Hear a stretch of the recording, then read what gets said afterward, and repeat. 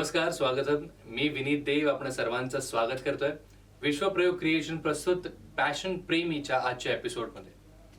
खरं तर आपण प्रत्येक एपिसोडमध्ये एका कलाकाराला भेटतो, त्याच्याबद्दल त्याच्या आयुष्यात घडणाऱ्या ज्या गोष्टी आहेत त्याच्याबद्दल जाणून घेत असतो. आज अशीच एक कलाकार आपल्यासोबत उपस्थित आहे. अनेक चित्रपटांच्या माध्यमातून हा आवाज घराघरात पोहोचला. टीव्ही सिरियल्सच्या माध्यमातून तो आवाज मोबाईलची रिंगटोन म्हणून सुद्धा वाजू लागला. आणि आजच्या ह्या एपिसोडमध्ये तीच एक कलाकार जिने रियालिटी शोज म्हणू नका, लाईव्ह शोज म्हणू नका, आयुष्याचे अनेक पैलू पाहिल्यानंतर आज तिच्या आयुष्याशी निगडीत काही प्रश्न आपण आजच्या पॅशन प्रेमी कार्यक्रमात विचारणार आहोत. तर चला थेट आपण वळूया आपल्या आजच्या सेलिब्रिटी कलाकाराच्या दिशेनं. मी बोलतोय मधुरा कुंभार बद्दल. तर वळूया मधुराच्या दिशेनं. मधुरा, तुझं मनापासून स्वागत आहे. Thank you so much. पॅशन प्रेमी या कार्यक्रमात खरं तर तुझ्या पॅशन बद्दल, तुझ्या प्रोफेशन बद्दल सगळं काही आपण जाणून घेतो. तुझ्या प्रवासाबद्दल आपण जाणून घेतो. पण सगळ्यात आधी एक गायिका म्हणून प्रस्थापित होत असताना जेव्हा आपण आयडियलाइज करत असतो एखाद्या व्यक्तीला, तर कार्यक्रमाच्या सुरुवातीलाच, एपिसोडच्या सुरुवातीलाच लता दीदींची आठवण नक्कीच येते. कारण एक फिमेल सिंगर कधीही स्टेजवरती चढली आणि तिने लता दीदींचं गाणं गायलं नाही असं कधीच झालेलं नाहीये. तर मला वाटतं तुझ्या प्रवासाबद्दल जाणून घेण्याआधी आपण लता दीदींना एक तुझ्या आवाजात त्यांचंच एक गाणं ट्रिब्यूट म्हणून करूया आणि मग आपण आपल्या प्रश्न उत्तरांकडे वळूया. चालेल. आता एखादं कुठलं गाणं सिलेक्ट करणं खूप कठीण आहे, कारण त्या एक विद्यापीठ आहेत आपल्या सर्वांसाठीच आणि स्पेशली आम्हा गायकांसाठी सगळ्या. मला असं वाटतं की त्यांचा जीवन प्रवास किंवा लता दीदी एक व्यक्तिमत्व म्हणून रेखाटणारं एक गाणं आहे, ते म्हणजे मोगरा फुलला. त्याचा शब्द त्यांना लागू पडतो. मोगरा फुलला फुले वेचिता बहरू कळी असे आला. त्यांचं कुठलंही गाणं काढा, कुठलंही गाणं उचला, त्याच्यातनं तो दरवळ कायम आपल्याला जाणवतो. तर मला असं वाटतं की हे गाणं खूप ऍप्ट आहे त्यांना ट्रिब्यूट म्हणून, आणि मी ते म्हणायची. अगदी.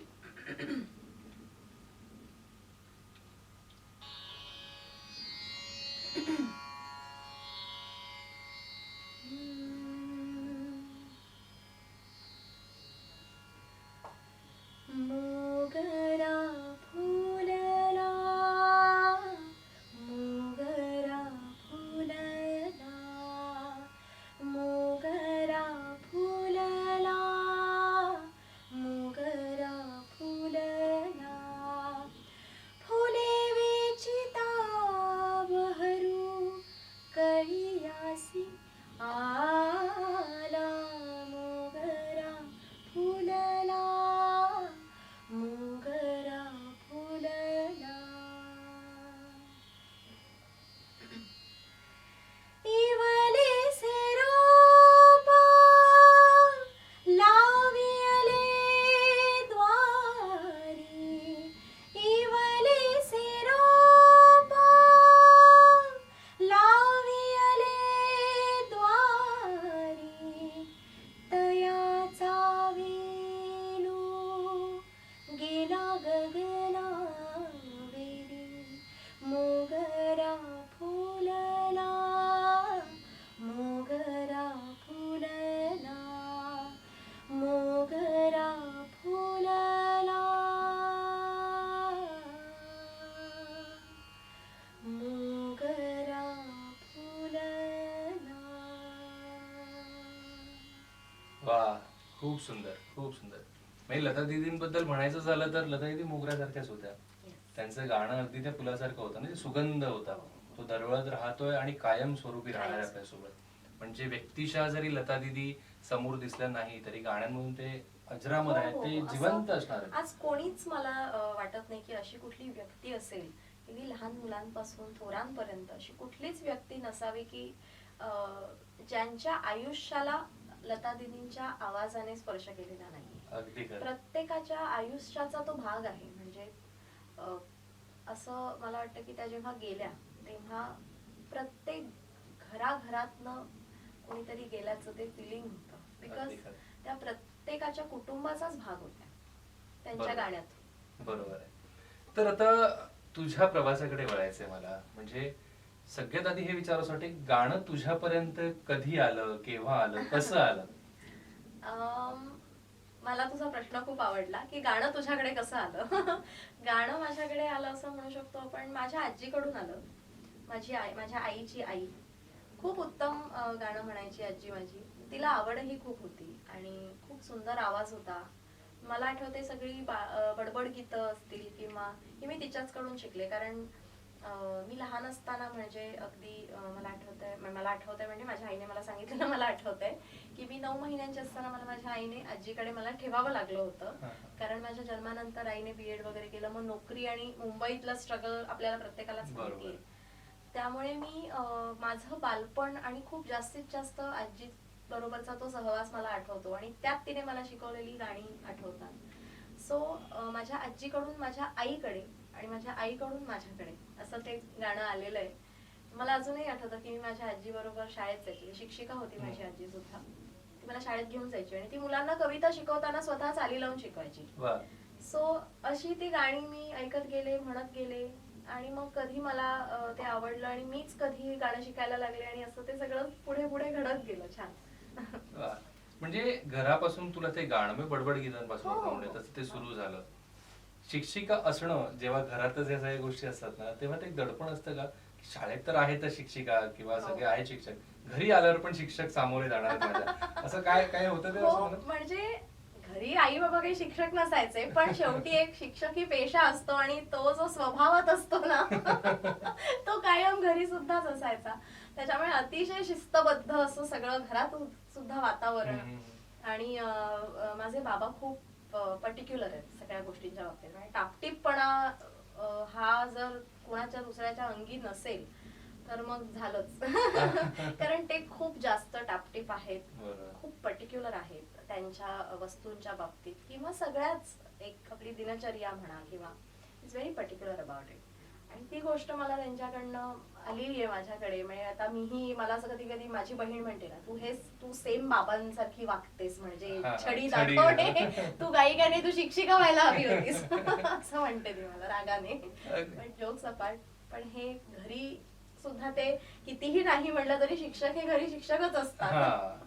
ते कुठेही जगाच्या पाठीवर चेंज नाही होणार. आणि त्यात माझे वडील इंग्रजी विषयाचे शिक्षक, आई माझी मॅथ्स आणि सायन्स.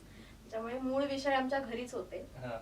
त्यामुळे भाषेसाठी नाही पण गणितासाठी, माझं गणित खूप कच्चं होतं, सॉरी. माझी आई शिक्षिका गणिताची, पण सायन्स खूप आवडायचं. सायन्स मध्ये मी हायएस्ट वगैरे असायचे कायम.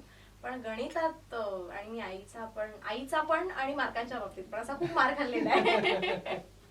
पण ते अंगवळणी लागतं नाही का आपल्याला काही वेळानंतर, सवय होते की ते अरे तो मार नाही पडला तर मजा पण येत नाही, असं काही असतं. खूप मार खाल्लाय गणिताच्या बाबतीत, खूप जास्त. बरं, शाळेत असताना तू जसं म्हणाली सायन्स तुझं खूप छान होतं वगैरे सगळं, आवडता विषय कुठला का तुझा सायन्स? आणि नावडता कोणता? प्लीज, इतिहास, भूगोल, अर्थशास्त्र. कधीच मार्क मिळाले नाहीत मला त्यात, कधी म्हणजे कधीच. मी कितीही घोकंपट्टी करून अभ्यास करायचा प्रयत्न केला तरी तो व्हायचा नाहीच आणि मला कधीच त्या विषयात चांगले मार्क मिळाले नाहीत. पण मग तुझ्या गाण्याचा फायदा करून घेतलास कधी शाळेत तू मार्क मिळवण्यासाठी वगैरे, की सरांना अशी लालच म्हणून सर का मी गाणं गाते पण मला 4-5 मार्क वाढवून? दुर्दैवाने करताच आलं नाही, कारण माझे आई बाबा दोघेही शाळेत शिक्षक होते. त्यामुळे मी काहीही जर मस्ती केली किंवा काही खोड केली तर ती त्यांच्यापर्यंत जाणार होतं. त्यामुळे मी शाळेत असताना मी खूपच एकदम शहाणी मुलगी होते. त्यामुळे लालच नाही, पण अर्थात म्हणजे सगळ्या शिक्षकांची मी लाडकी होते. कारण मी भरपूर सगळ्या स्पर्धांमधून भाग घ्यायचे. म्हणजे एक्स्ट्रा करिक्युलर ज्या काही ऍक्टिव्हिटीज असतात, मग काहीही असो, डान्स असो, म्युझिक, कथाकथन स्पर्धा, वक्तृत्व, चित्रकला, टाकाऊतून टिकाऊ, ज्या म्हणून स्पर्धा असतात शाळेत, त्या सगळ्यात मी पार्टिसिपेट करायचे आणि ट्रॉफी घेऊन येणं शाळेमध्ये, दॅट वॉज अ प्रेस्टिज. आणि शाळेत ट्रॉफी घेऊन आल्यानंतर प्रिन्सिपल सरांच्या केबिन मध्ये ती ट्रॉफी दिसायची आणि that was a prestige, real prestige. त्यामुळे तशी एक गुणी विद्यार्थिनी म्हणून मी शाळेत माहित होते सगळ्यांना. पण इतिहासाच्या सरांनी मला कधीच साथ केलं नाही. म्हणजे इतिहास ठीक आहे, तुला आवडत नव्हता इतिहास इथपर्यंत ठीक आहे, पण तू तुझ्या बाकी ऍक्टिव्हिटीज मध्ये इतिहास घडवत होतीस असं म्हणायला हरकत नाही. वा वा, क्या बात आहे. पण हा झाला शाळेचा भाग, म्हणजे शाळेची मजा वेगळी, तो शाळेचा पोशाख घालून जायचं, सगळ्या गोष्टी करायच्या.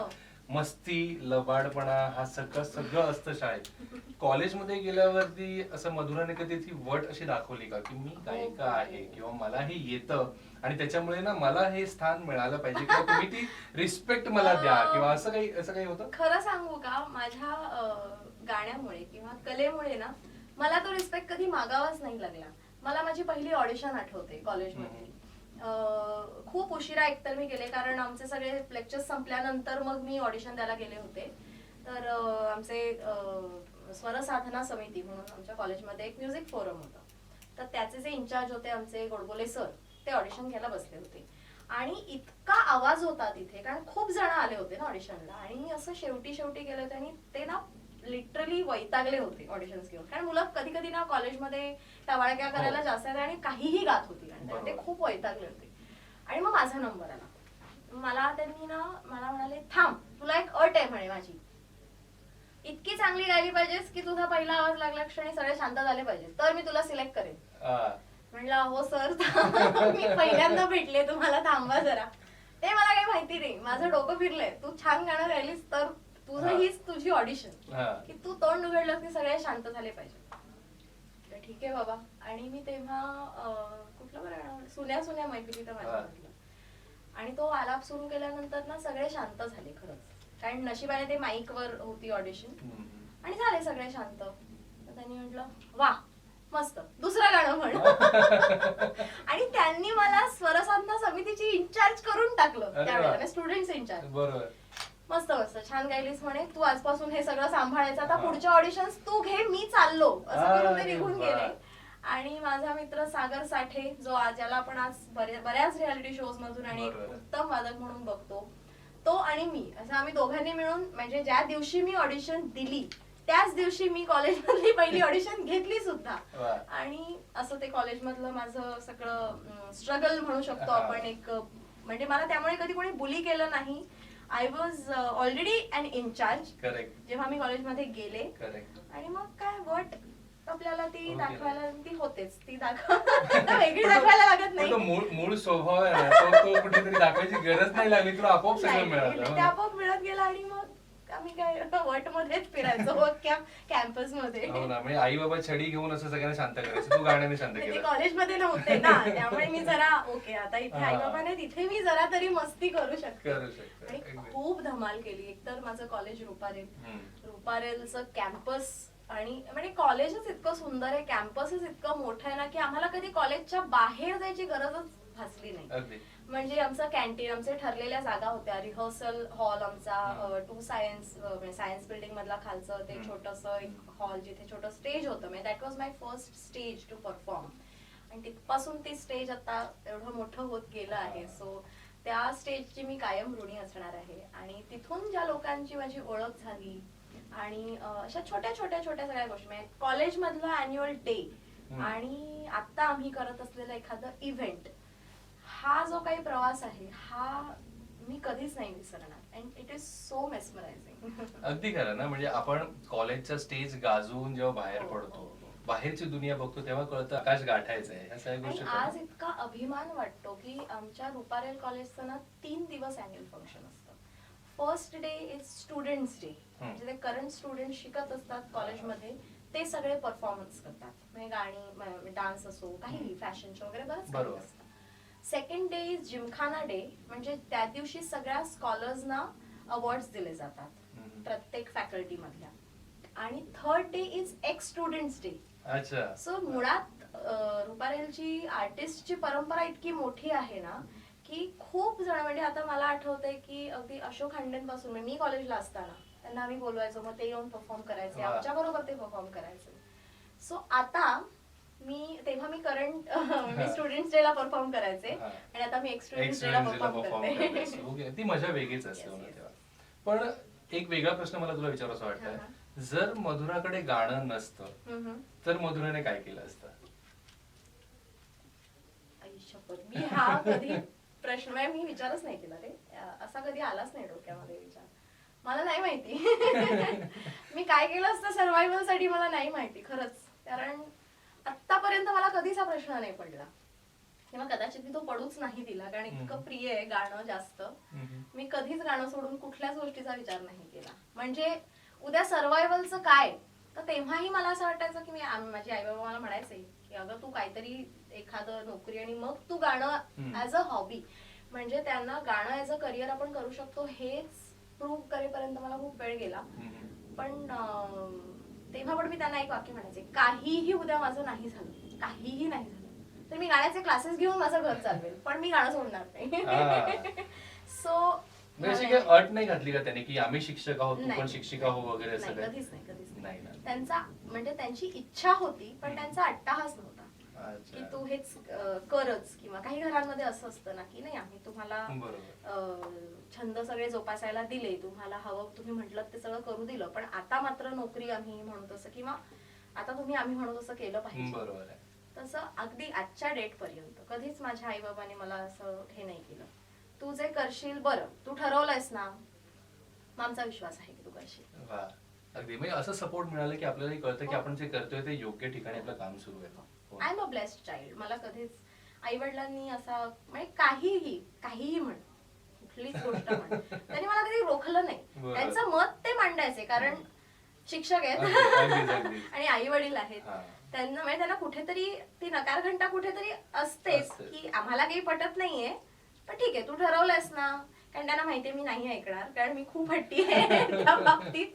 बट त्यांना एवढं पण माहिती असायचं की ठरवलंय ना आता, ते केल्याशिवाय तर काही सोडणार नाही, आणि मग ठरवलं तर मग ते करणार, हेही त्यांना एक्सपिरियन्स मधून माहित होतं. बरोबर आहे. त्यामुळे ते ऑलवेज हॅड फेथ इन मी, आणि झालं सगळं नीट. म्हणजे लाईव्ह स्टेज शोज म्हणा, रियालिटी शोज म्हणा, टीव्ही सिरियल साठी टायटल ट्रॅक गाणं, मूवी साठी टायटल ट्रॅक गाणं, हे सगळं झालं.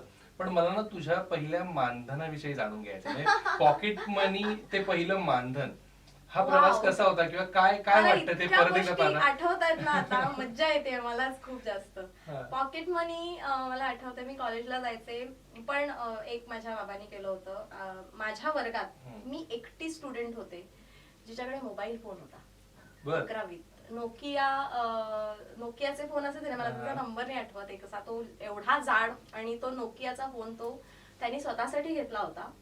आणि मी कॉलेजला जाणार आणि दहिसरहून मी रोज ट्रेनने प्रवास करून रुपारेलला जाणार. सो आपल्या मुली आणि मुलगी, आपल्या मुलीकडे एक फोन असायला पाहिजे, म्हणून बाबांनी मला तो त्यांचा फोन देऊन केला होता. आणि मला पॉकेट मनी द्यायचे ते 100 रुपये. तेव्हा 100 रुपये पुरायचे. 5 रुपये बसचं तिकीट, पास असायचा, स्टुडंट पास 0 रुपये, आणि काय काय खाल्लं 2.5 रुपये कटिंग रुपारेलला. 30 रुपयाच्या वरती कुठलीच डिश नाही. मसाला राईस म्हणा किंवा काहीही, नूडल्स म्हणा, फ्राईड राईस, 30 रुपयाच्या वरती मी कधीच कॉलेजमध्ये खाल्लेलं आठवत नाही. कशाला लागतात पैसे. सो 100 रुपये पॉकेट मनी. मग त्याच्यानंतर हळूहळू ओळखी होत गेल्या, आणि मग 11वीच्या शेवटी मी उत्तरा केळकरांकडे शिकायला लागले गाणं, कारण त्या दादरलाच तिथे राहतात ना. तर माझा एक मित्र अभिजित जोशी, जो माझा सिनियर होता, उत्तम हार्मोनियम वादक, तर त्याने मला सांगितलं की उत्तरा ताईंकडे तुला शिकायचंय का, मी त्यांच्याकडे हार्मोनियमच्या साथीला जातो, तुला जायचं असेल तर आपण त्यांना भेटूया. मी लाईट म्युझिक खास ताईंकडे शिकले, आणि त्यांच्याकडे क्लासला जात असताना त्यांच्याकडे एक लहान मुलगी क्लासला म्हणून आली, अगदी दुसरीत होती ती, आणि त्या म्हणाल्या की एवढी लहान मुलगी आता आपल्या कुठेच एज ग्रुप मध्ये बसत नाहीये, आणि वेगळा काही क्लास घेणं मला शक्य नाही, तर मधुरा तू तिला शिकवशील का. So there I started earning first of all. आणि तेव्हा मग मी ठरवलं की आपल्याला आता पॉकेट मनी किती पुरतोय, तर 100 रुपये आपल्याला आता पुरतात, तेवढीच आपली आता गरज आहे, आणि let us start with it. आणि तेव्हा मला आठवतंय की मी पर सिटिंग म्हणजे एका तासाचे मला तेव्हा 100 रुपये क्लासची फी मला मिळायची, म्हणजे महिन्याला 400 रुपये पगार मिळायचा. So I started with 400 rupees a month. आणि त्याच्यानंतर 2008 साली सारेगामापा केलं, आणि त्याच्यानंतर पहिला कार्यक्रम केला गोव्याला, त्याचं पहिलं मानधन होतं 3000 रुपये रोख कॅश. पण कसं वाटलं तेव्हा 3000 रुपये? कुठे महिन्याला 400 रुपये मिळतात, आणि एका शो मधून बाबा मला 3000 मिळाले, तसं मी त्यांना सांगितलं, आणि त्यांना पण खूप आनंद झाला होता. मी खूप खुश होते की तर खूप वेळा गायले होते स्पर्धांमधून किंवा कार्यक्रमांमधून, but that was my first professional show. की एक आर्टिस्ट म्हणून आपल्याला बोलवलं जात आहे आणि आपल्याला मानधन मिळणार आहे त्याचं. अगदी. सो ते खूप वेगळं फिलिंग होतं. काय केलंस त्या पैशांचं? काही नाही, मी आणून देवाऱ्यात ठेवले. मी घरी आले आणि आई मला म्हणाली ते आता आधी पहिले देवाऱ्यात ठेव, हे तुझं पहिलं मानधन आहे. म्हटलं बरोबर आहे. आणि मी ते ठेवले आणि मी किती दिवस मला तिथनं ते उचलावेसेही वाटले नाही किंवा आता हे माझे पैसे आहेत, आता हे मला खर्च करायचे आहेत, असं मला अजिबात त्या पैशांबद्दल वाटलं नाही. कारण ते असे खरंच खूप कष्ट करून कमवलेले पहिल्यांदा कमवलेले पैसे होते ना. मला विचारलं होतं बाबांनी, अगं ते त्या पैशांचं तू काय करणार आहेस? म्हटलं काहीच नाही करणार, ठेवणार मी. मला म्हणतात वागवा, आता का आता का आता तुला पैशांची किंमत कळेल. म्हटलं हो, तुम्ही म्हणता ते खरंय, कष्टाचे जे पैसे असतात त्याची किंमत मला आता कळेल. आणि मी खरंच कष्ट करून गेले होते गोव्याला. माझा प्रवास विचारूच नकोस. मुंबई ते पुणे शिवनेरी, मग Pune to Goa tempo traveller आणि non AC to be specific, आणि मग संध्याकाळी शो, परत रातोरात Goa to Pune non AC tempo traveller, आणि परत दुसऱ्या दिवशी पहाटे उठून शिवनेरी परत. सो खूप कष्ट करून मी ते 3,000 कमावले होते. सो मजा आली मला. 12-14 तासांचा प्रवास बाय रोड करून ते शो करून परत एकदा घरी. बापरे, आणि अजिबात सवय नव्हती रे एवढा प्रवास वगैरे करायची. पण हा टेम्पो ट्रॅव्हलरचा प्रवास ठीक आहे, पण मला तुझ्या पहिल्या फ्लाईट बद्दल पण जाणून घ्यायचं आहे. पहिल्यांदा जेव्हा फ्लाईट टेक ऑफ केली असेल, काय फिलिंग होती, घरचे काय म्हणत होते? मजा आली होती. आणि तो पहिला फ्लाईट पण माझा गोव्यालाच, म्हणजे Goa is very lucky for me. मी म्हणजे जेव्हा सारेगमप मधून अशी त्याची फडफडीत सेलिब्रिटी मधून बाहेर पडले होते, तेव्हा खूप गोव्यात कार्यक्रम, कारण तिथे खूप कार्यक्रम अजूनही होतात, आणि मी तिथे पहिल्यांदा खूप कार्यक्रम केले. आणि पहिलं फ्लाईट पण माझं मुंबई टू गोवाच होतं, आणि मला खूप सॉलिड वाटलं होतं की मी आता फ्लाईटने जाणार आहे वगैरे. बाबांना मी म्हटलं, मला तुम्ही सांगत होतात ना, बघा म्हटलं माझ्या गाण्यामुळेच मी आज स्वतःच्या जोरावर मी फ्लाईटने चालले, आणि मला सोडायला आले होते ते सगळे. 40 मिनिटांचं ते फ्लाईट असतं, पण घरच्यांना तो जो काय आनंद होता ना, की माझी मुलगी आज विमानाने प्रवास करणार आहे. बरोबर. मला आई, बाबा, माझी बहीण खूप लहान होती तेव्हा शर्वरी, पण तिला घेऊन ते माझं पहाटे काहीतरी 6चं वगैरे असतं ना फ्लाईट, त्याच्यासाठी 2 तास अलीकडे, म्हणजे 4:30-4:30ला आम्ही तिथे पोहोचलो होतो. मजा केली आम्ही. एअरपोर्टला ताईला सोडायला जायचंय असं एक आमच्या घरी एक सोहळा होता. पण ह्या सोहळ्यात जेव्हा नवीन लोक जोडली जातात ना, काही अनोळखी लोक जेव्हा जोडली जातात, त्यांच्याकडनं मिळणारे कॉम्प्लिमेंट्स खूप काही आपल्याला सांगून जातात. म्हणजे आपण जे काही काम करतो, तुला आठवणार असं बेस्ट कॉम्प्लिमेंट असं काही आठवतं तुझ्या लाईफ मध्ये तुला मिळालं बेस्ट कॉम्प्लिमेंट? हो हो, मस्त किस्सा आहे, सांगू का? Please please. नाशिकला कार्यक्रम होता आमचा, आणि तिथे म्हणजे असं खूप गावात होता, मालेगाव वगैरे एरिया आहे ना तिथे, आणि तिथे सगळी अशी तिथली गावातली माणसं होती, आणि त्यांच्यासाठी सेलिब्रिटीज येऊन, म्हणजे त्यांच्यासाठी आम्ही सेलिब्रिटी होतो. सारेगमप फेम 3 गायक, आणि कार्यक्रम संपल्यानंतर जरा बाहेर असा थोडा आवाज आणि भांडण स्वरूप असं काहीतरी ऐकू आलं, तर कळलं की एक आजी आहेत, त्यांना आम्हाला भेटायचं होतं. तर त्यांना म्हटलं की त्यांना भेटू दे ना, त्यांना फोटो काढायचा असेल, तुम्ही असं रोखू नका त्यांना. तर त्यांचं असं म्हणणं होतं की मला फोटो नाही काढायचाय, तुम्ही सांगताय की टीव्हीतली लोक आणली आहेत, म्हणजे त्यांची भाषा प्रमाणे टीव्हीतली लोक आली आहेत, ती खरंच लोक आली आहेत की तुम्ही डुप्लिकेट कोणी आणलेत, तर मला हात लावून बघायचंय की ते तेच आहेत का. तर त्यांना मला असा हात लावून की तू खरी आहेस का, की ते चित्रच आम्हाला टीव्हीच दाखवतायत, असं त्यांना तो विश्वास बसत नव्हता. आणि मी म्हटलं की बघा तुम्ही हात लावून, मी खरं मी बोलते ना, म्हटलं तुमच्याशी मी आले. त्यांनी हात लावला, आणि त्यांना हात लावायला दिल्यावरती त्यांना इतकं बरं वाटलं, तर त्यांना रडायलाच आलं, आणि त्यांनी मिठी मारली मला, आणि मला म्हणाले की बाई ग, खूप अशा आजी खूप प्रेमळ आजी होत्या. त्यांनी अगदी असं विषय करून अशी दृष्ट वगैरे काढली, आणि मला म्हणाले बाई ग तू छान गातेस, मला तुझं ते चला जेजुरीला जाऊ ती लावणी मला खूप आवडली होती, आज तू ती का नाही म्हटली. त्या डायरेक्ट त्या सेटल झाल्या, त्या बोलायला लागल्या माझ्या, आज का नाही ती बरं म्हटली.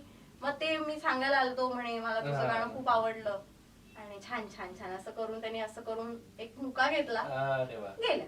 त्यांना बाकी त्यांचं काहीच, but that was the best compliment and that was the best moment in my life, की आपल्यावर प्रेम करणारी इतकी लोक असतात, आणि आपल्याला कधी कधी ते माहीतच नसतं, कारण आपण त्यांच्याशी संवाद कधी कधी साधला जात नाही, काही कारण असतं. इतकी साधी माणसं पण आहेत हो. ज्यांना असं विश्वास विश्वास, पटत हो. नाही की बाबा टीव्ही मध्ये पाहिले ते समोर तेच आहेत किंवा काय.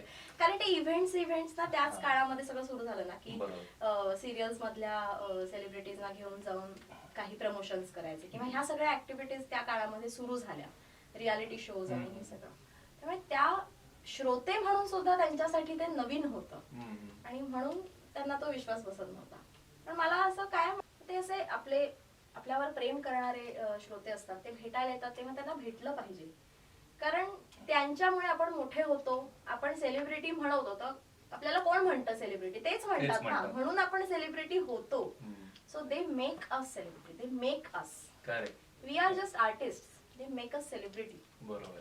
त्यामुळे त्यांच्याशी कायम संवाद साधला पाहिजे. तर मधुरा, रियालिटी शोज मधून तू त्या लावणीचा मगाशी उल्लेख केलास, त्या आजींनी अप्रिशिएट केलं, त्यांना ते आठवते. टीव्ही सिरियलचे टायटल ट्रॅक्स, चित्रपटांमधली गाणी, हे सगळं तुला प्रेम देऊन गेले एवढं तर आहेच. पण तुझ्या आवाजात हल्लीच जे टायटल ट्रॅक खूप गाजत आहे आणि बऱ्याच ठिकाणी रिंगटोन म्हणून पण ऐकायला येतं ना, त्या बाबतीत जरा जाणून पण घ्यायचं आणि पण त्याच्या आधी तुझ्याकडून त्या गाण्यांच्या काही ओळी सुद्धा मला ऐकायचं. तुझ्या रूपाचं चांदणं कलर्स मराठीवर सध्या सिरियल गाजतीये. त्याचं टायटल मी आणि सुहास सावंत, माझा अतिशय चांगला मित्र, अतिशय उत्तम गायक, आम्ही गायलोय रोहनकडे.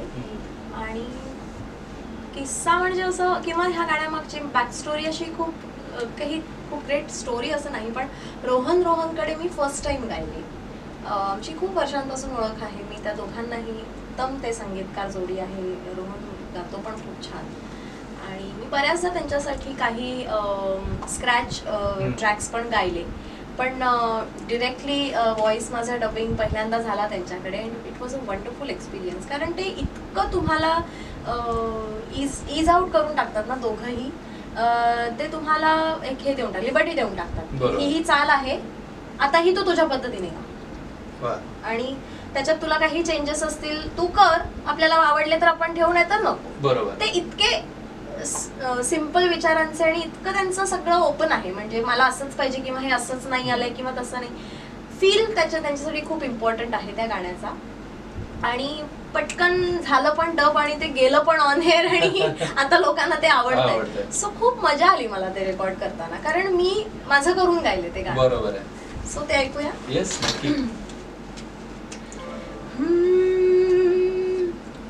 चांदण्याच्या भोवती दाटला अंधार हा, हे माझ्या जीवा खरा एक तुझाच आधार हा. हो नको नको वाटत या सुखाच सपान ग, भरलेल्या डोळ्यांनी मिटेना तहान ग. लागली नजर जरी सरला बहर तरी, थक थक उरी अस मागण. अंग भर झेलू दे, जन्म भर वेचू दे, पुन्हा पुन्हा बरसू दे तुझ्या रूपाच चांदण. तुझ्या तुझ्या तुझ्या तुझ्या रूपाच चांदण, तुझ्या रूपाच चांदण, तुझ्या रूपाच चांदण. वा वा वा. म्हणजे माझ्यासाठी ही ट्रीट आहे. म्हणजे सिरियल मध्ये ऐकणं किंवा टायटल ट्रॅक ऐकणं, तुला लाईव्ह ऐकणं, ह्यात फार मजा आहे आणि ते मी आज अनुभवतोय. आणि खरंच ही कला जी तू आत्मसात केली आहेस, गेली अनेक वर्ष तू या कलेशी जोडली गेली आहेस, अनेक व्यक्ती जोडले गेलेत. मग त्यात अनेक सिंगर्स असतील, म्युझिक डिरेक्टर असतील, कंपोजर्स असतील, कॉम्पिटिटर्स असतील, जे जे जे तुला अप्रिशिएट करतात. किंवा कधी कधी असं होतं ना की आपण काहीतरी चुकतोय हे आपल्याला कळत असतं पण वळत नसतं. असा कोणी एक मार्गदर्शक तुला मिळाला का की एखाद्याच्या पॉइंटला असं काही घडलं आयुष्यात? Yes yes yes yes. Kamlesh Bhadkamkar, he is my friend, philosopher and guide. माझा मोठा भाऊ, सगळंच. म्हणजे मी म्हटलं ना, जसं तू विचारलंस की गाणं केलं नसतंस तर तू काय केलं असतंस, हे जसं मी इमॅजिन नाही करू शकत, तसं मी माझी सांगीतिक जर्नी ही कमलेश दादाशिवाय इमॅजिनच नाही करू शकत. कारण कॉलेजमध्ये गेल्यानंतर पहिल्यांदा मला कोण व्यक्ती भेटली असेल की ज्याने मला मार्ग दाखवला, ती व्यक्ती म्हणजे कमलेश भडकमकर. आज तो मला गुरुस्थानी आहे.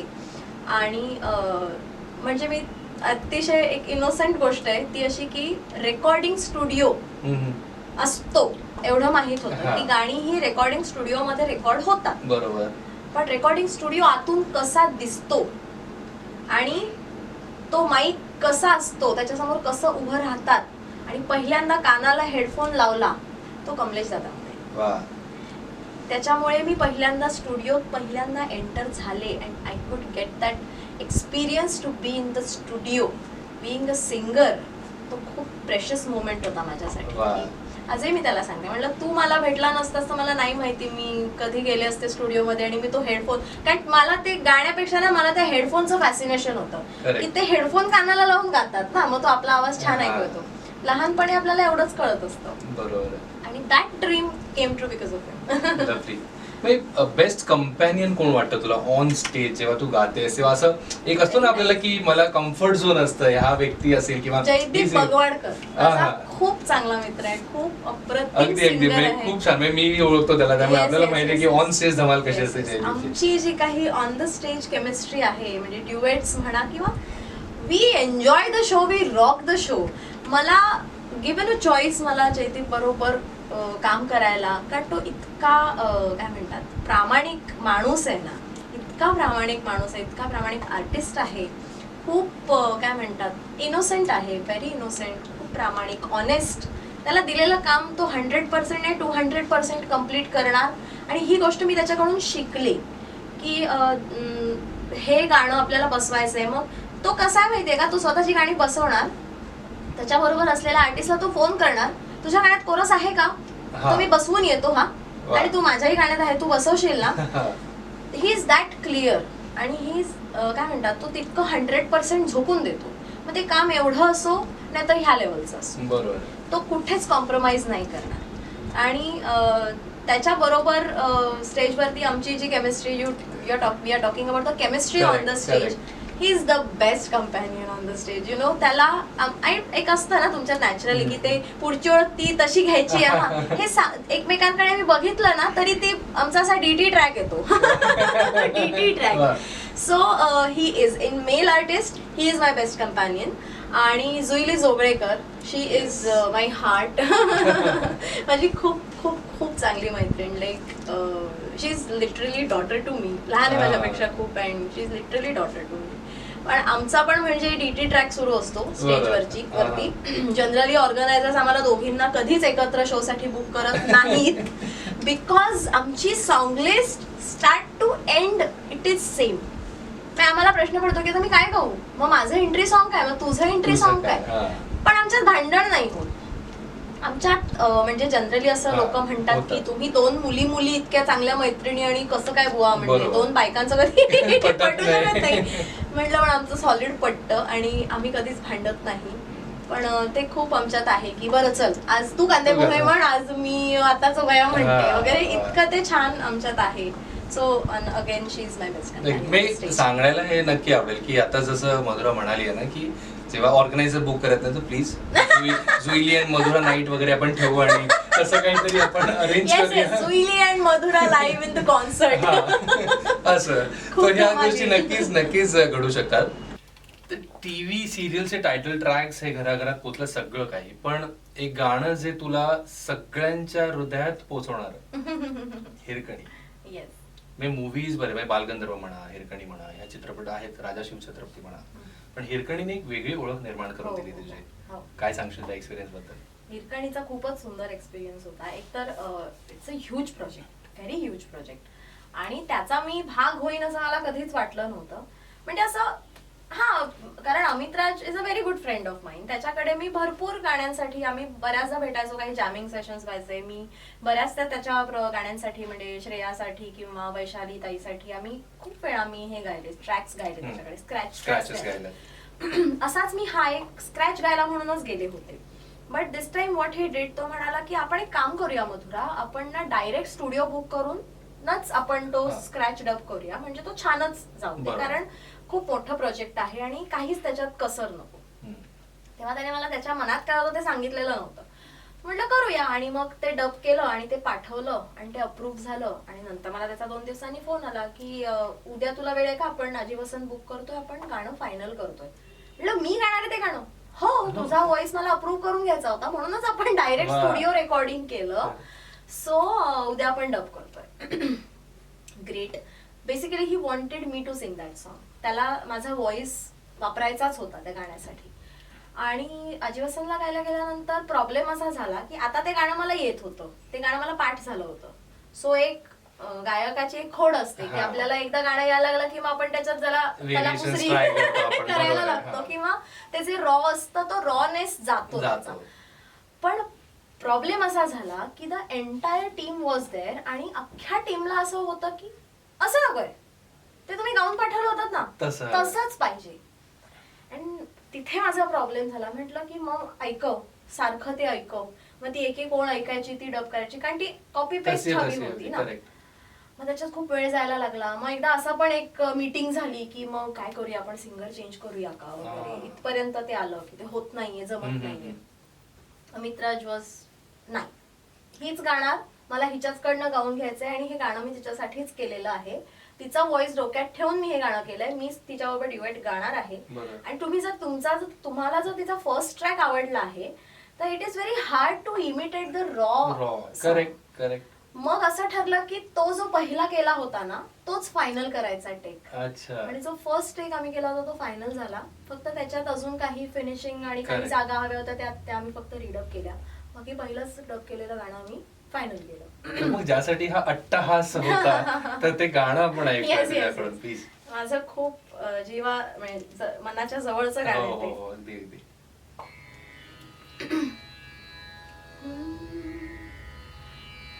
आभाळा संग मातीचा नांदना, जीव झाला चकवा चांदना. आभाळा संग मातीचा नांदना, जीव झाला चकवा चांदना. दिवसाचा दिस त्यात तारया नभामने, दिवसाचा दिस त्यात तारया नभामने. जगन हे न्यार झालजी, हा जगन हे न्यार झालजी,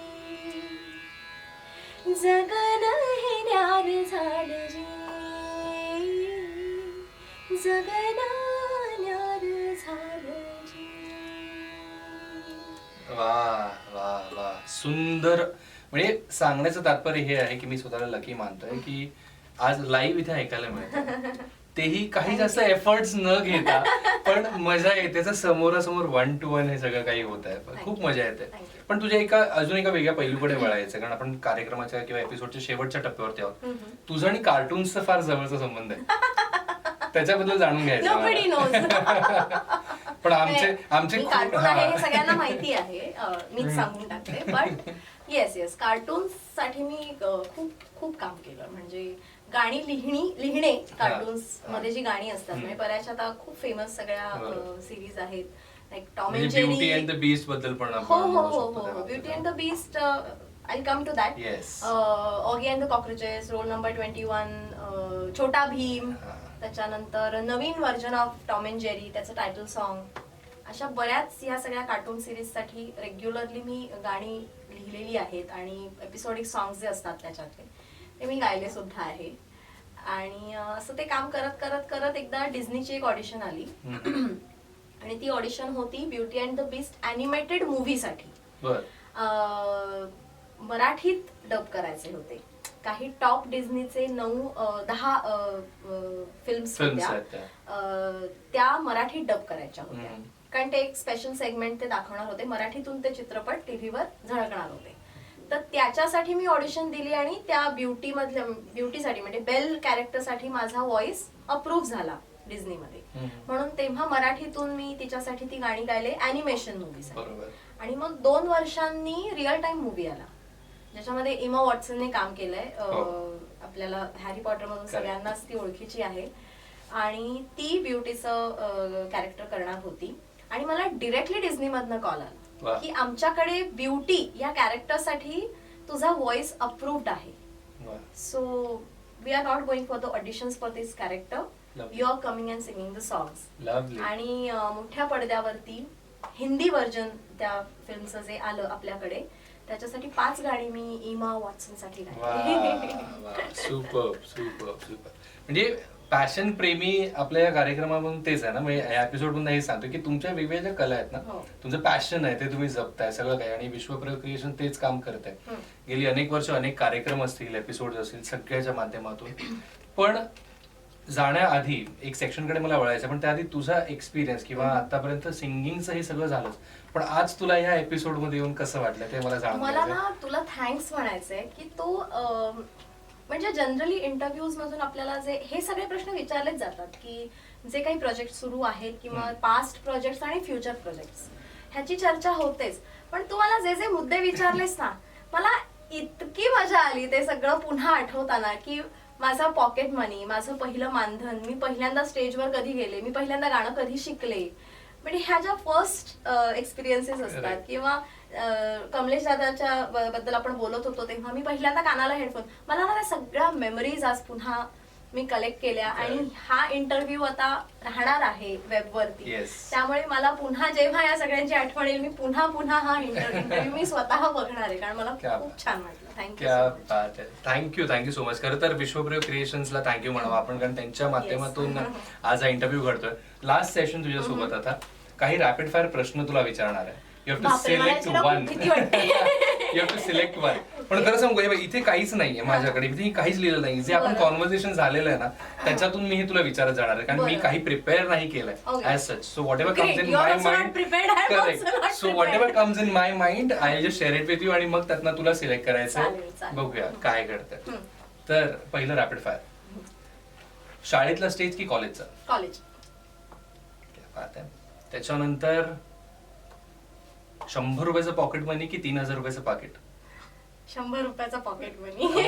त्याच्यात मजा होती. हो ना. कारण ते 100 रुपये कसे, आता 100 रुपये आहेत, मग ते कसे वाचवायचे, मग त्यातलं तिकीट किती रुपयाचं काढायचं, मग आता आपल्याकडे आता 30 रुपये जास्त उरलेत, मग आपण 10 रुपयाचं लेस खाऊया.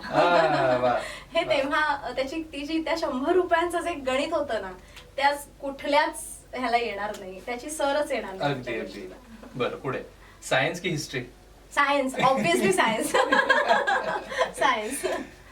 लाईव्ह स्टेज की recordings? Live stage. Live stage. चित्रपट की सिरियल? चित्रपट. क्या बात है. बालगंधर्व की अजिंठा?